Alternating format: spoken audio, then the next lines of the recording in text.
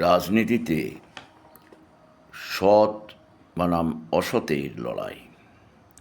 এই লড়াইতে আমাদের জয়লাভ করতে হবে। আমরা পার্টির জন্মলগ্ন থেকে বলে এসেছি এই দলটি অন্য রাজনৈতিক দলের থেকে আলাদা। তাই আমাদের প্রধানমন্ত্রী একদিকে তার কার্যকলাপ রেখেছেন। কী সে কার্যকলাপ,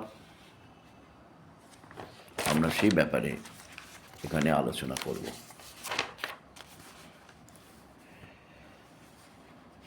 ঘর ঘর পানি, উজ্জ্বলা যোজনা, বেটি পড়াও বেটি বাঁচাও, প্রধানমন্ত্রী Kisan Samman Nidhi, ধনজন Yojana, Pradhan Mantri Mudra Yojana, Atal pension Yojana, make in India, GST,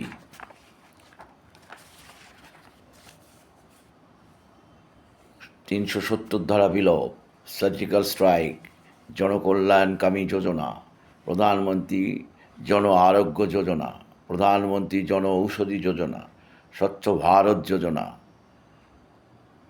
জাতীয় গ্রাম স্বরাজ যোজনা, কৃষক কল্যাণ যোজনা, অঙ্গনারী কর্মীদের বেতন বৃদ্ধি, প্রধানমন্ত্রী মহিলা শক্তি কেন্দ্র, প্রধানমন্ত্রী সুকন্যা সমৃদ্ধ যোজনা। এই সরকার গরিবের সরকার, সবকা সাথ সবকা বিকাশ। একদিকে সৎ নীতিনিষ্ঠ কার্যকর্তার যে কাজ শুরু হয়েছে, অপরদিকে কি রয়েছে সেটাও আমরা জানি। অপরদিকে রয়েছে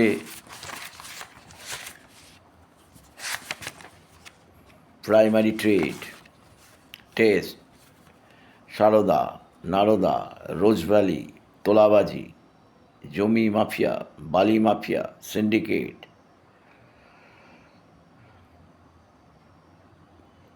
চোরেদের বাঁচাতে সিবিআই ইডিকে আটকানো, কেন্দ্রীয় প্রকল্প নিজের প্রকল্প বলে চালানো, শিল্প সম্মেলনের নামে মানুষকে বোকা বানানো, প্রশাসনিক বৈঠকের নামে জেলায় জেলায় দলের সভা করা ও জনগণের টাকা আত্মসাৎ করা, বিরোধীদের কণ্ঠ রোধ করা,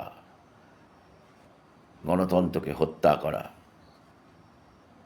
গরু পাচার করা, বালি পাচার করা, আলু পাচার করা, করোনার ইঞ্জেকশন চুরি করা, সরকারি কর্মীদের ডিএর টাকা মেরে দেওয়া, এই অসৎ কাজগুলি চলছে। এহেন লড়াইয়ের মধ্যে ভারতীয় জনতা পার্টির কার্যকর্তাদের, এই অসৎ কাজের মধ্যে ভারতীয় জনতা পার্টির কার্যকর্তাদের কীরকম কার্যকর্তা হওয়া দরকার? এমন চরিত্রবান মানুষ হবে, বিশ্ব বিনম্র হয় এমন চরিত্র হবে তাদের, নীতিনিষ্ঠ, দক্ষ সংগঠন, কঠোর রাষ্ট্রবাদী, রাষ্ট্রহিতে তারা কাজ করবে।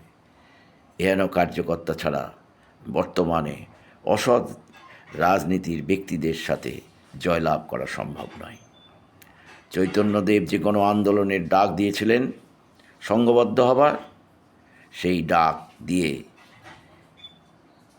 ডাককে সামনে রেখে আসুন আমরা সকলে ঐক্যবদ্ধ হই। ভারত মাতা কি জয়।